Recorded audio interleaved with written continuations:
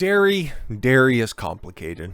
Very much so, to say the least. It's probably the easiest way for you to get enough calcium in your daily diet. Okay, it's supplemented and it's augmented with a bunch of important nutrients. But then on the back end, okay, lactose with all of its excess sugar, okay, the wrong type of casein protein as it's evolved over the years. And is your body really set up to properly process everything? Not really. So should you be consuming as much dairy as you thought that you should? Probably not. And if you do want to consume dairy, you should probably be consuming the right type of dairy. So let's take a look at that, shall we? We've been consuming dairy products for centuries. Sort of, kind of, some places have. But is dairy still the nutritious food it once was? Today, many are asking that question, especially since antibiotics, estrogen, and radioactive elements have been found in milk over the past several years. Okay, I guess if you're getting Dairyland cartons from the Chernobyl, but whatever. More people are developing allergies to milk and milk products and milk accessories. There's also a worldwide increase in obesity, diabetes, and inflammatory disorders that researchers have linked to high fat and sugar content from cow's milk, although other dietary and lifestyle issues also contribute. Yeah, no doubt, but obviously if you're just going to be on a standard milk diet by just sitting there and doing nothing, all of the benefits, right, of milk, it's high caloric content per glass, okay, the protein that's in there, okay, the fat content that's in there, that can only be properly utilized if you're out there exercising all the time. But unfortunately, with all the other additives that are in there and then your own biology working against you, if you're going to be stagnant, it's not going to be helping you out. So yeah, that was a question that's been batted around by many hack comedians out there.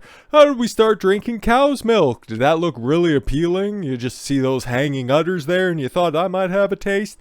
You know, you probably heard that routine once or twice before if you've wandered off into the stand-up comedy scene every once in a while. But exactly, yeah, why did it become popular? Are we going to finally get this nailed down? Studies have shown that humans have began drinking raw milk from animals at least 10,000 years ago. All right, archaeological evidence includes milk traces in pottery vessels, dental remains, and analysis of ancient bones.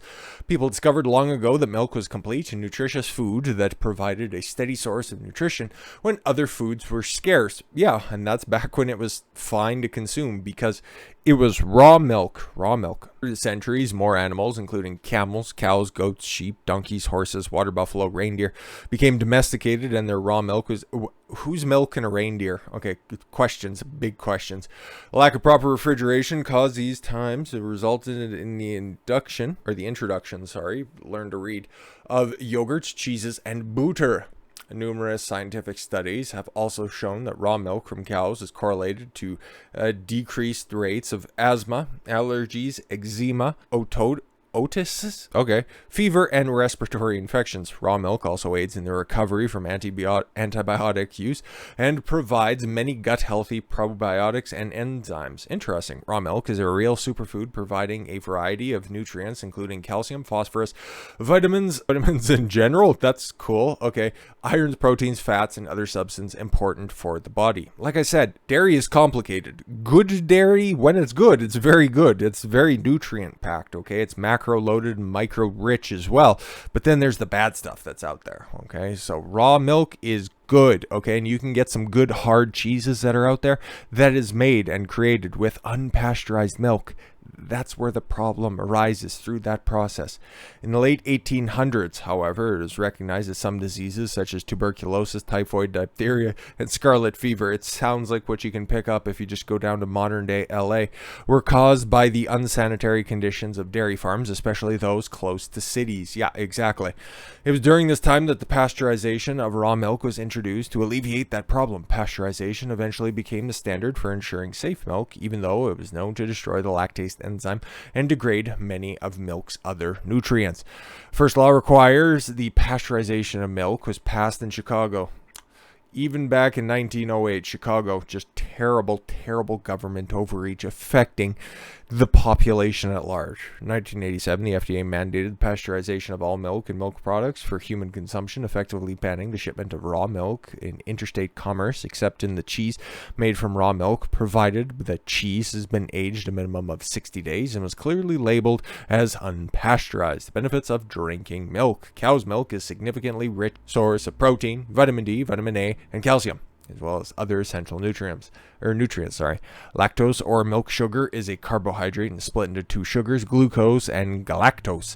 But the lactase enzyme, for better digestion and absorption into the body, has long been recognized that milk is the highest concentration of calcium necessary for healthy teeth and bones, especially during the growing years. Additionally, calcium helps the blood clotting and wound healing. Maintaining normal blood pressure and controlling muscle contractions, yes, including the heartbeat. Yeah, little known fact about that, okay? The muscle firing and activation process is facilitated by calcium. That kind of blew my mind when I learned about biology and physiology. It was weird. Anyways, and just a little anecdote.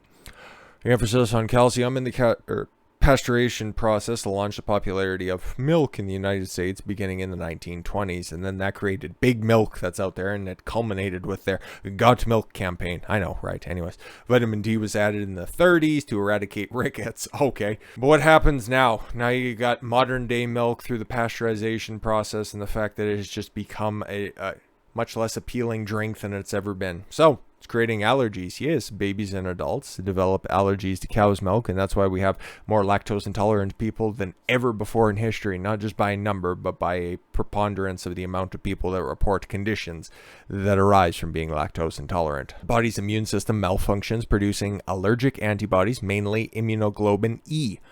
There are two main proteins in cow's milk that cause this allergic reaction. The first is casein. There you go, casein, which is found in the curd when the milk curdles. The second is whey, which is in the liquid part of milk that remains after milk curdles. And whey, yes, that's the same whey that's in a bunch of the different over-the-counter proteins that are out there. Whey isolate, or whey protein isolate, okay, whey protein as well. That's the same stuff, okay? That's where all of that stuff comes from. That's the good stuff.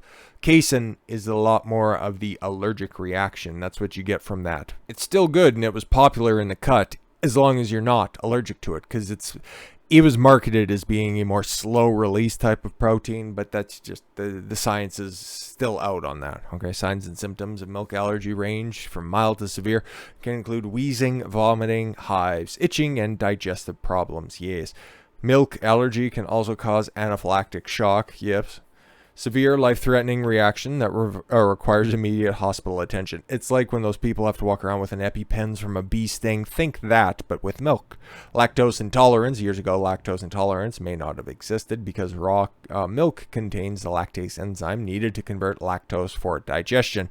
Additionally, without refrigeration, raw milk would quickly ferment and create yogurt and cheese, eliminating the lactose in the most non-fermented dairy products today. Lactose intolerance has developed since the introduction of pasteurization. Lactose intolerance isn't an allergy, but a disorder in the digestive system. Yes, indeed. In some people, lactose intolerance may be triggered by some other medical conditions such as Crohn's disease, and others it develops without a specific underlying cause. Yeah, it just happens because your body is just done dealing with that stuff and it has no way to properly process it.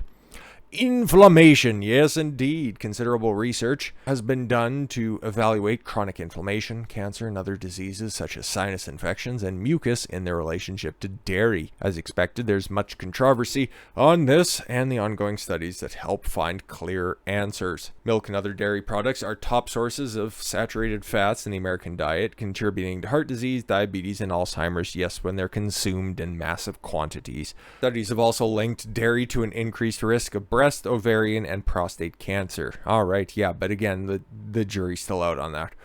Ditching dairy. Yeah, no, exactly. Cutting out dairy is a removal of excess cholesterol, saturated fat, sugar, and salt. Yeah, and it's also just the mix of all of that stuff together, and just, yeah, an overwhelming amount of added sugar on top of that stuff. You can get the benefits elsewhere through supplementation or just through different food sources, okay? The fat clogs the body's arteries, increasing the risk of heart disease. Yeah, sort of. Cheese can be especially dangerous due to its high fat content. Certain types of cheeses, like I said before, depending on what the ingredients are. Dairy is also considered an acidic food that can disrupt the body's acid-alkaline balance. Through the studies refute the claim. The debate continues. Yes, indeed. Yogurt. Yeah, certain types of yogurt are good for you. Okay. Greek yogurt can provide up to 20 grams of protein per cup. Plant milks. Okay. Soy. Never. Not even once.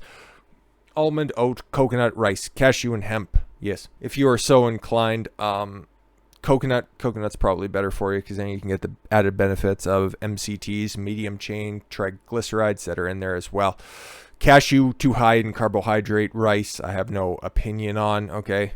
And hemp, hear good things about it, but yeah, I've never tried it, nor do I really have a jonesing for it. So yes, with all of that said, as we age, we need and even desire to drink milk declines. Yeah, no, exactly. I don't even remember the last time I sat down with a glass of milk. It just doesn't really do it for me anymore.